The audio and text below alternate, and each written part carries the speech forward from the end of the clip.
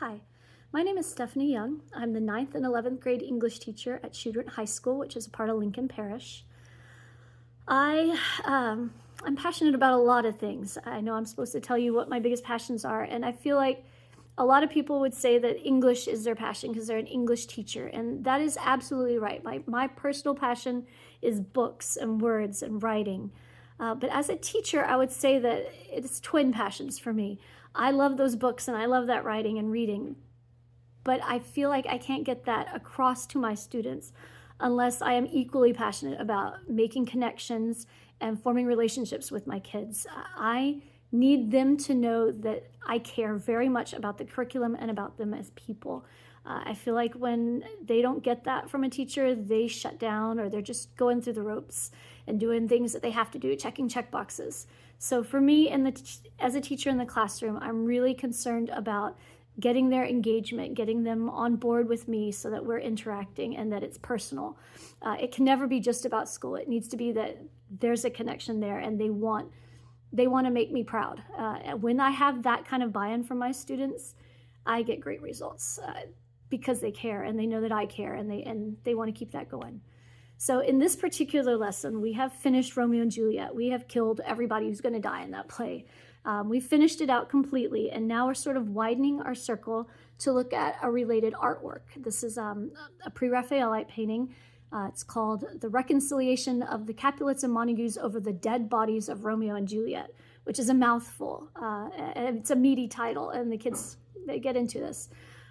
They are using a graphic organizer. It's an optic chart, so they're going to go with an overview of the painting. They'll look at the parts. They'll pay some attention to that meaty title. They'll look at interrelationships between elements on the canvas, and then they'll make a conclusion about it. The lesson is from our fantastic curriculum. We've used the guidebooks, but really built them out in Lincoln Parish, and so it's a little bit scripted, but it's maybe more than a little bit. It's pretty scripted, but I have a lot of freedom to make it sing for the students. I don't just say the things. I can make it worth their while, and they enjoy it when I do so. So in this one, we will have read the scene that is being depicted in paint. Then we will have gone through any kind of unfamiliar language, which we would have talked about when we read the play, most of it. But we will have gone over that language, and then they are splitting up into groups to get through that optic chart. And then following the optic chart, there's sort of digging a little deeper, drilling down for further conclusions, which they will do independently and into the night as homework if they don't finish in class. So as a group, they are my 9th grader, very rambunctious honors group. They're super excited to learn. Every day is an adventure with this crowd. They come in after lunch, so they are pretty energized from having just had a lot of time to chat with their friends. So hopefully you will enjoy the lesson. What else happened there? Well, what happened to get them? They built the statues. Okay, so we're going to go backwards from the very end. The families shake hands and they agree to raise statues for each other's children. Good. Going back a ways from there, what happened? The families agree that if this is their fault and they had done the wrong and they should have just settled their differences. Yeah, the families kind of accept that it is their fault. Someone else, before that, what led to this? Romeo and Paris fought and died, and then she saw that Romeo was dead and killed herself. Good. Okay, we're only missing one person who was there at the whole scene. Hey, Friar Lawrence. Okay, so Friar Lawrence came. Now, why wasn't he there in time to watch her wake up like he said he would be? He's slow. Because he kept on tripping. Beautiful. We said he was tripping, exactly, because he was on his way and it was dark and he was cold and he was tripping over the gravestones. Perfect. All right, so that would be that. Okay, so the point of this lesson is to look at a visual depiction of the impacts of Romeo and Juliet's actions. You need the handout, which is in your book, so you've got everything you need there.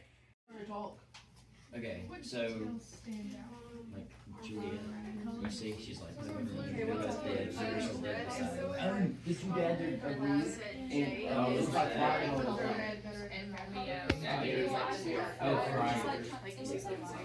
Her dress is something like that. I'm really wondering if it's crying. Friars and disbelief. It looks like he's Why are you getting wow, there's just like a bunch of people like conversing. She's dead. Did she know she died? The recollection of the monkeys and the Capulets and the dead bodies.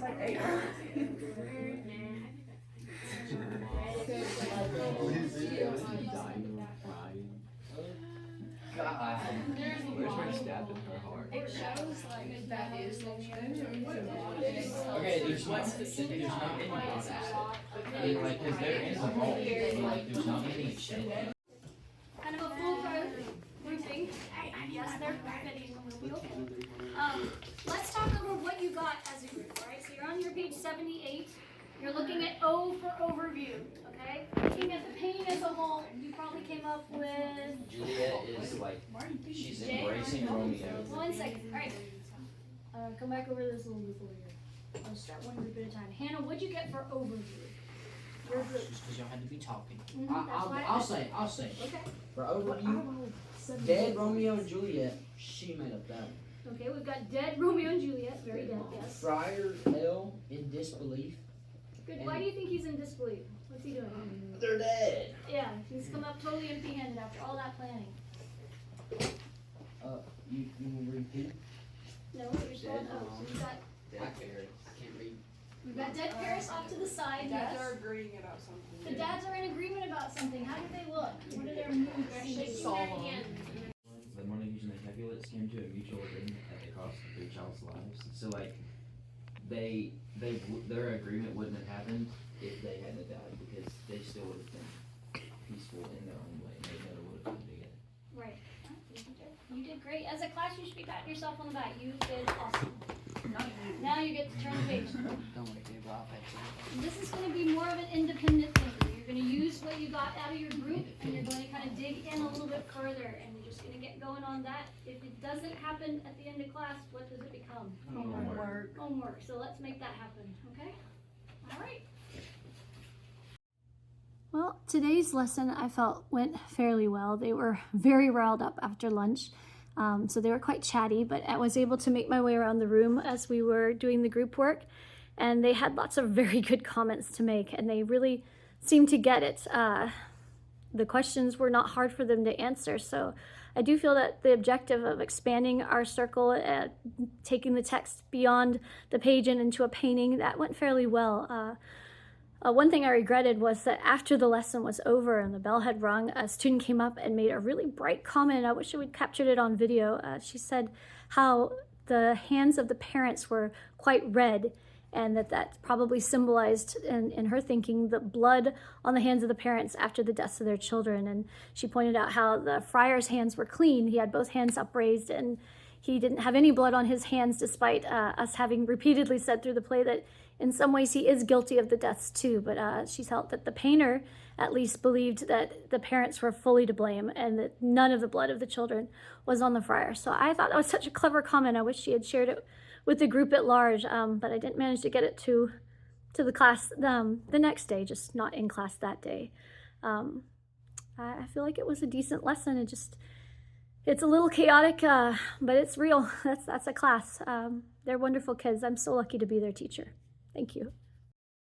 One final note. I just had a class and I got to thinking about it, but I do want to point out that the video quality of my 10-minute video is probably not the best, but it was filmed by students who were very happy to volunteer even though they weren't allowed to appear in it. So I do apologize for it not being professional quality videoing, but we did have students who were happy to join in. Thank you.